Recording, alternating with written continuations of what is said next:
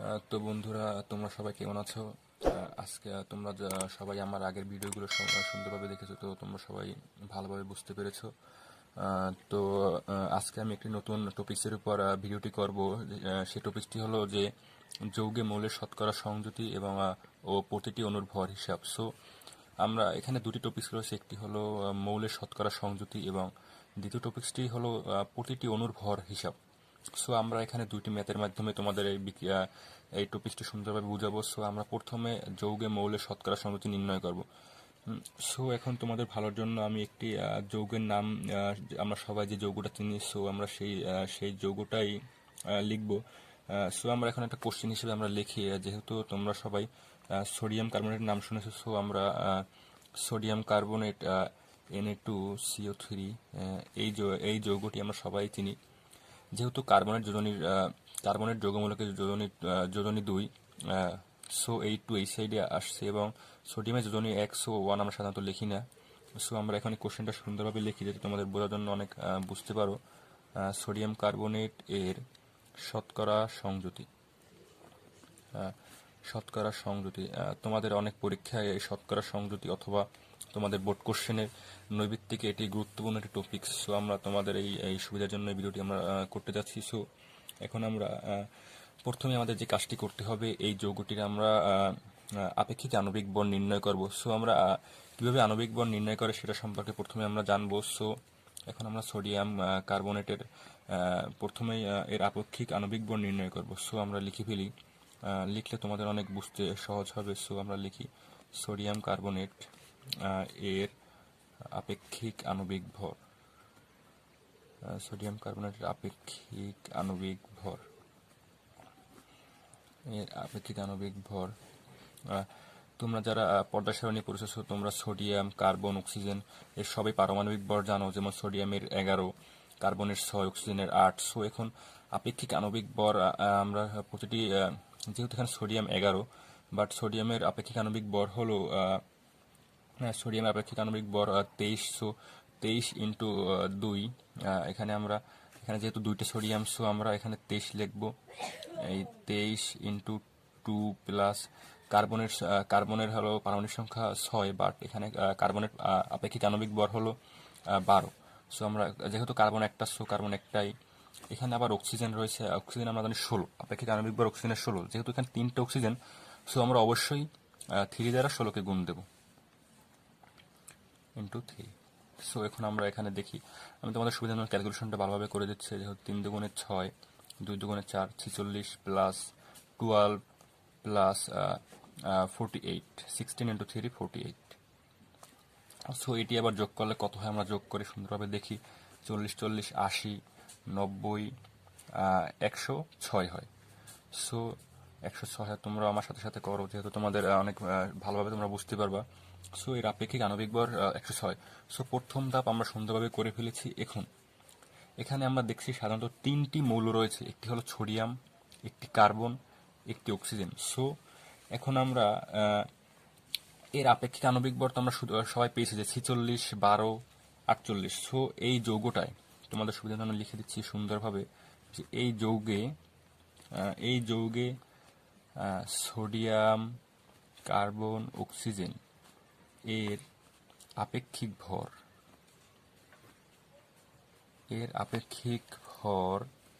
সমান, আপেক্ষিক ভর যথাক্রমে আমরা লিখে দিই। যথাক্রমে এই সোডিয়ামের আমরা দেখছি 46 এই যৌগটায়।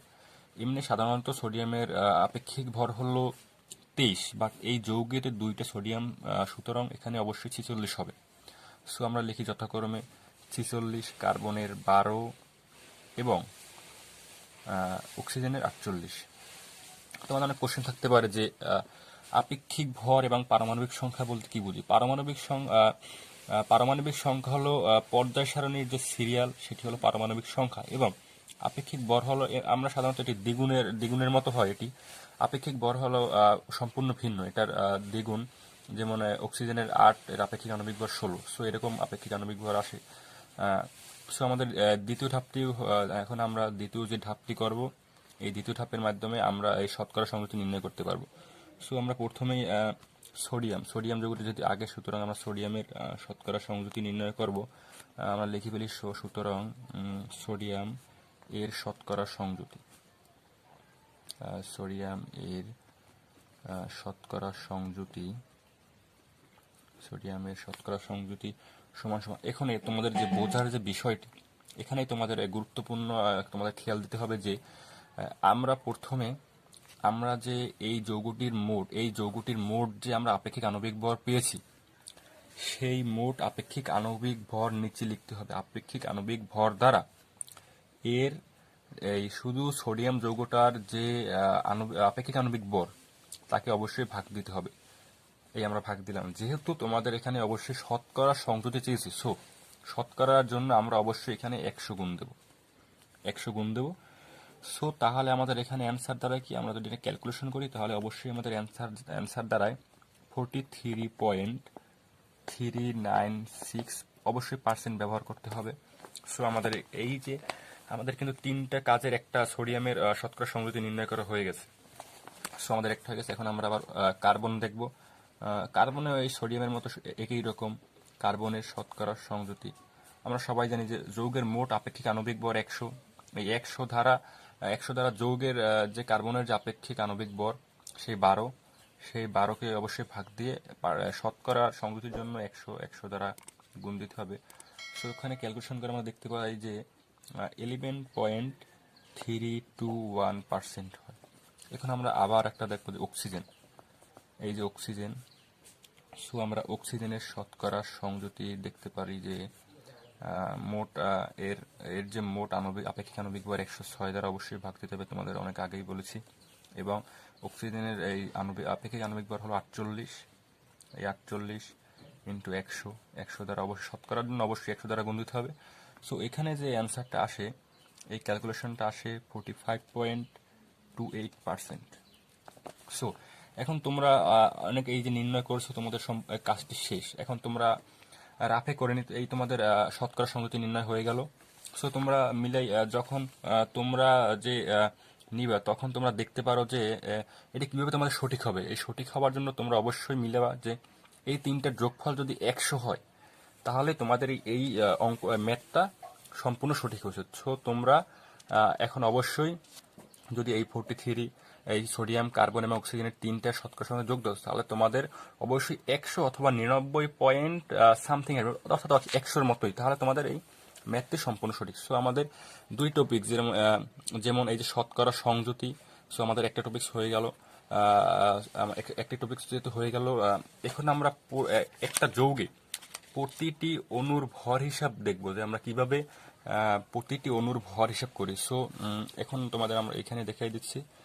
সো আমাদের টপিক্সটি হলো অণুর ভর। একটা যৌগের মধ্যে প্রতিটি যে অণুর ভর নির্ণয় করব, অর্থাৎ এই যৌগটার আমরা একটা যৌগ লিখি, যেমন সোডিয়াম হাইড্রক্সাইড। আমরা সবাই জানি যে সোডিয়াম হাইড্রক্সাইডের সংকেত NaOH।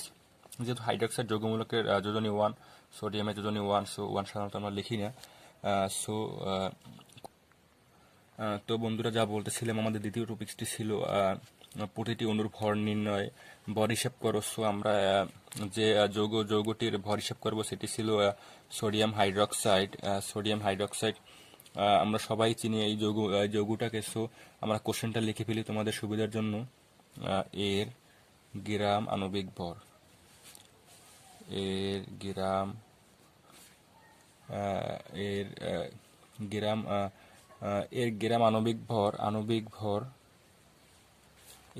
আণবিক ভর নির্ণয় করতে হবে।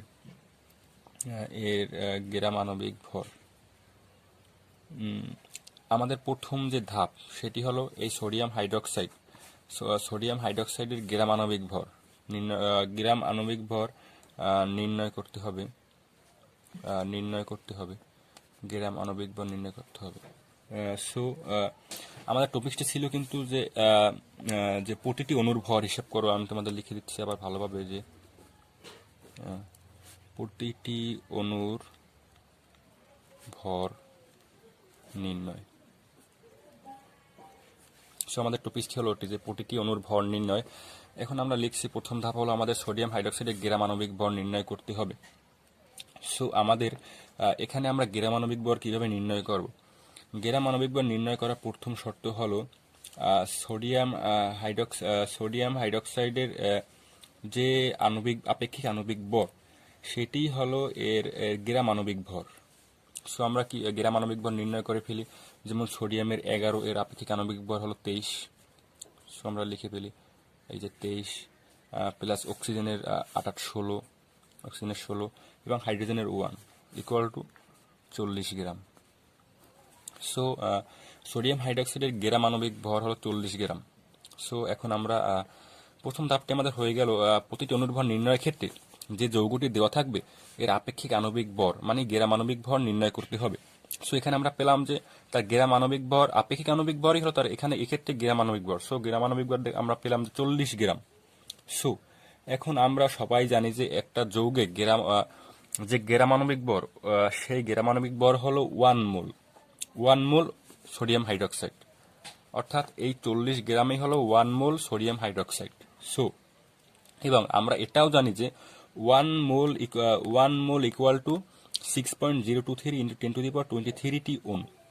সো তোমাদের আবার বলছি যে 1 মোল, যেহেতু আমরা এই 40 গ্রাম পেয়েছি, প্রত্যেকটি যৌগই হলো 1 মোল এবং 1 মোল হলো এর ভিতরে এই যৌগটার মধ্যে 6.023 ইন্টু 10⁻23 টি অণু রয়েছে, অর্থাৎ এই সোডিয়াম হাইড্রক্সাইডের অণু রয়েছে। সো আমরা তোমার সুবিধার জন্য লিখে ফেলি, সুন্দর করে লিখতেছি আমরা 40 gram sodium hydroxide equal to 1 মোল।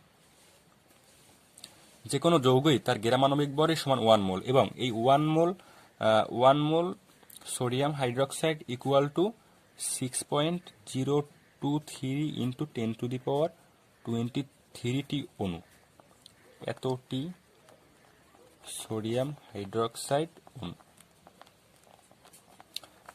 মানে এই যে 1 মোল সোডিয়াম হাইড্রক্সাইড এর মধ্যেই 6.023 ইন্টু 10⁻23 টি অণু রয়েছে। সো এখন এই সোডিয়াম হাইড্রক্সাইড যৌগমূলকে এতটি অণুর ভরেই আমরা এই 40 গ্রাম নির্ণয় করেছি।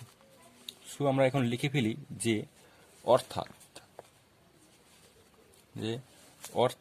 6.023 ইন্টু 10⁻23 এতটি সোডিয়াম হাইড্রক্সাইড অণু, এতটি সোডিয়াম হাইড্রক্সাইড অণুর ভর হলো এই যে ইকুয়াল টু 40 গ্রাম। অর্থাৎ এই সোডিয়াম হাইড্রক্সাইডে এর ভিতরে যে পরিমাণ অণু আছে সেটি হলো 1 মোল, অর্থাৎ 6.023 ইন্টু 10⁻23 এতটি অণু। এখানে আমাদের নির্ণয় করতে হবে যে একটি অণুর ভর কত। এখানে তো এতটি অণুর ভর আছে, আমাদের নির্ণয় করতে হবে যে একটি অণুর ভর কত। আমরা জানি যে এতটি 6.023 ইন্টু 10⁻23 টি অণুর ভর 40 গ্রাম। বাট আমাদের নির্ণয় করতে হবে এখানে যে এখানে যে এত লাখ লাখ কোটি কোটি অণু আছে এর মধ্যে একটি অণুর ভর কত। আমরা জানি সব অণুর ভর হলো 40 গ্রাম। সো আমরা একটি অণুর ভর নির্ণয় করব।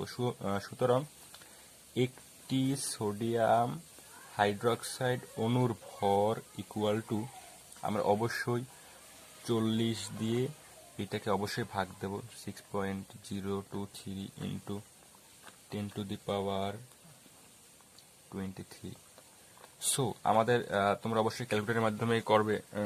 এখানে যে অ্যান্সারটি দাঁড়ায় সেটি হলো 6.64 ইন্টু 10⁻⁻⁰ অথবা -23 এত গ্রাম। সো আমাদের কোশ্চেনটি সলভ করা হয়ে গেল। প্রতিটি অণুর ভর নির্ণয়। সো আমরা একটি সোডিয়াম হাইড্রক্সাইডের অণুর ভর, সোডিয়াম হাইড্রক্সাইড অণুর ভর হলো এত গ্রাম, 6.64 ইন্টু 10⁻⁰। তোমাদের সবার এই পরীক্ষায় নৈবিত্তিক অথবা খ নাম্বারে এই কোশ্চেনটি আসে। তোমাদের ষষ্ঠ অধ্যায়ে রয়েছে এসএসসি পরীক্ষার্থীরা। সো তোমাদের পরীক্ষা যেহেতু সামনে, সো আমাদের ভিডিওটি করা খুবই গুরুত্বপূর্ণ। সো তোমাদের যদি ভিডিওটি ভালো লেগে থাকে তোমরা অবশ্যই লাইক, সাবস্ক্রাইব এবং শেয়ার করবা। সো বন্ধুরা, আজকে এই পর্যন্তই তোমাদের শেষ করলাম। আমরা আগামীতে আবার অনেক ভিডিও করবো, তোমরা দেখার জন্য তোমাদের আমন্ত্রণ রইল।